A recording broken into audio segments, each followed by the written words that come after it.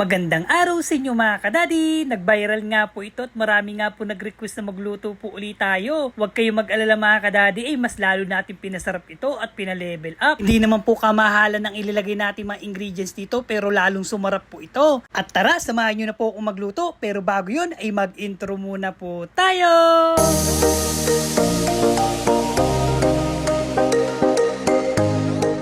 At eto na nga mga kadadi, ang unang ginawa po natin dito ay syempre ay maggagayak na po tayo ng flour. Kahit ordinaryong flour nga po ay nabibili sa palengke, pwede na po yun. Wala po itong endorsement mga kadadi pero kailangan yung bumili ng crispy fry na garlic kasi yan lang po ang papasarap sa ating buffalo wings. Baka naman crispy fry. At ito nga mga kadadi, inilublob ko na nga po dyan. Pagka ganito ang itsura ng ating manok ay pwede na po yan. 2 kilong manok nga lang po ito mga kadadi. Binabad ko nga po pala ito ng magdamag. Ang ginamit ko nga lang po sa pagbabad ng ating manok ay toyo at kalamansi. Yun lang po mga kadadi, masarap na. At heto na mga kadadi, samahan nyo na po kung magprito.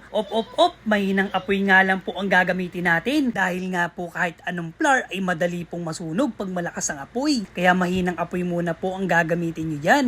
At heto nga mga kadadi, ay nakailang minuto na po tayo, ay babalik na rin na po natin yan. Napakabango nga po mga kadadi, habang piniprito ko nga po ito ay nagugutom na po ako. At lumabas nga rin po si Mrs. at naamoy nga po niya ang piniprito ko dahil napakabungo daw po itong piniprito ko. Alam nyo ba mga kadadi, ang garlic po kasi pag piniprito ay lalong bumabango. Si crispy fry po kasi ay naka-garlic po yan kaya napakasarap at napakabango pa. Crispy fry, nakakailang banggit na nga po pala ako sa inyo. Baka naman. At ito nga mga kadadi, samahan nyo na po kung gumawa ng ating sauce ng ating buffalo wings. Kahit powder nga po ng garlic ay pwede po nyong gamitin. Ito nga po sa akin na garlic po itong ginahit lang po natin ng kaliliit. At syempre hindi po mawawala ang crispy fry, pampalapot na pampabango na nga rin po at pampasarap sa ating sauce. At taglagay na nga rin po ako ng kalahating cup ng tubig dyan at hinalo-halo ko nga lang po ito. At syempre hindi po mawawala ang KFC ketchup, napakasarap yan at napakalinamnam. UFC po yan, baka naman po hinalo-halo ko nga lang po ito hanggang sa lumapot. At napansin ko nga po baka nga po kukulangin nga po dahil 2 kilo nga po itong ating pipritong ating buffalo wings. Lagyan ko nga po ng kalahating tubig at tansyahan na nga lang po ang paglalagay. Naglagay rin po ako ng isang kutsaritang toyo at syempre hindi mawawala pa rin ang crispy fry na garlic at naglagay rin po ako ng 2 kutsarang asukal at syempre parang napansin ko wala pa rin pong kulay ang ating sauce ay naglagay rin po ako ng UFC ketchup. Baka naman po naku baka mapansin po tayong dalawa na yan dahil kanina pa tayo nagbabanggit ng mga produkto nila. At ito na nga mga kadadi, sakto na nga po sa atin ng sauce. Ilagay na po natin itong chicken at halu-haluin lang po natin ito hanggang sa kumapit sa ating manok ang ating sauce. Napakabango na ito mga kadadi, try nyo na. Siguradong